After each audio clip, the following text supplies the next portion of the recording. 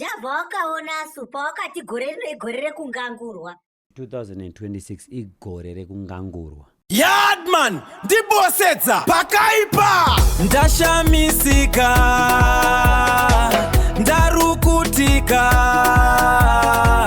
pandanzwa ulengende vasungwa Javha kati igore rekungangurwa ngangu chatunga akambongangurwa ngangu vamaga vakambongangurwa ngangu izvozi ulengende angangurwa ngangu uri pakati pesho ulengende watosungwa tarai muone izvozvi.